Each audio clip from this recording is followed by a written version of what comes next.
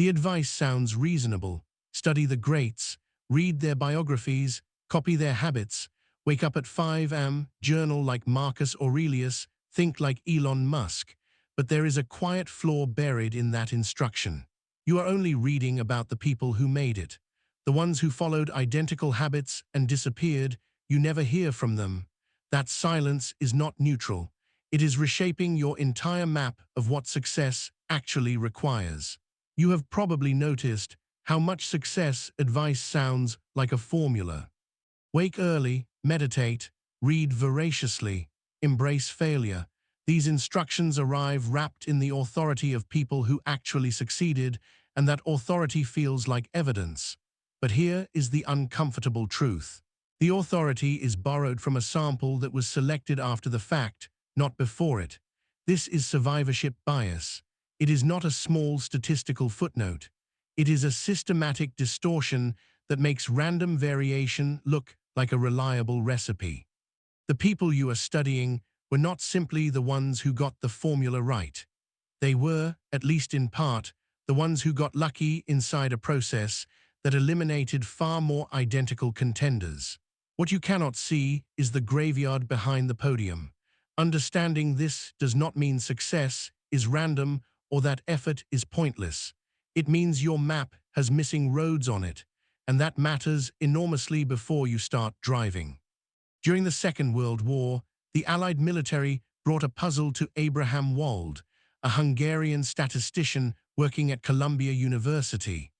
Bombers were returning from missions with bullet holes clustered in particular areas. The wings, the fuselage, the tail. The intuitive recommendation was to reinforce those damaged areas with extra armor. Wald looked at the data differently. The planes he was studying were the ones that came back. The bullet holes on returning aircraft marked the places a plane could absorb damage and still survive. The places with no holes were not safe zones. They were the spots where planes had been hit and simply never returned to be counted. He recommended reinforcing the empty areas, the undamaged spots, the ones that looked fine because nothing that took a hit there ever made it home. This is the mechanical heart of survivorship bias. You study only what passed through the filter. You mistake the properties of survivors for the properties of success. The quiet failures carry just as much information, often more. Psychologists Amos Tversky and Daniel Kahneman spent decades documenting how the mind misreads incomplete samples in exactly this way. In Kahneman's Thinking Fast and Slow, published in 2011, they showed that people judge probability by how easily examples come to mind. Famous successes are vivid and available. Quiet failures leave no memoir. So the mind inflates the likelihood of outcomes it can picture, and it pictures only what survived. Picture 1,000 people who read the same startup playbook in 2010. They raised seed funding, iterated quickly, moved fast, embraced rejection. 15 of them became companies you have heard of. 985 burned through their savings and moved on. The 15 are interviewed endlessly. Their habits, their morning routines, their philosophies about failure, all carefully documented. The 985 are not available for comment. What you receive as advice is the distillate of 15 data points treated as a pattern. What kept those 15 alive may have included genuine strategic insight. It almost certainly also included market timing, lucky introductions, and variants that no morning routine could replicate.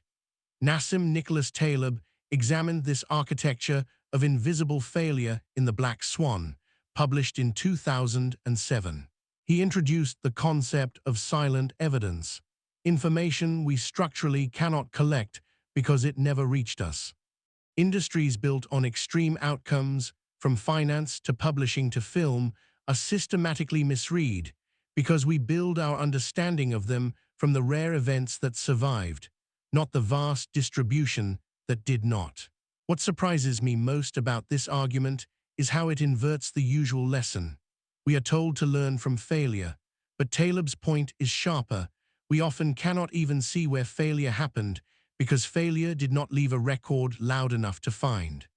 The bias is not just about what we choose to study, it is about what the structure of the world makes available for study at all. Survivorship bias does not mean all advice from successful people is worthless. It means you have to ask a different question. Instead of asking what did the winners do, try asking what did almost everyone do, including the people who never made it. If a habit or strategy appears in both the winners and the forgotten, it is probably not the differentiating factor. If something appears only in survivors and was structurally impossible for non-survivors to have had, that is worth your attention differently. This is what researchers call base rate thinking. Kahneman describes it as one of the most underused tools in human judgment.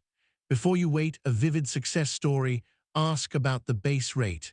Out of everyone who tried this path, how many arrived at this outcome?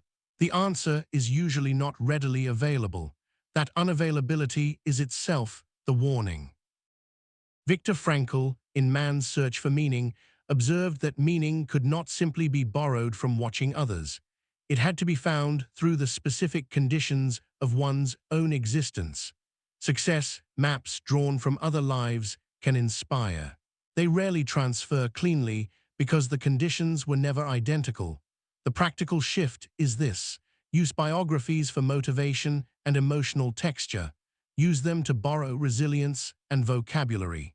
But do not treat them as causal recipes.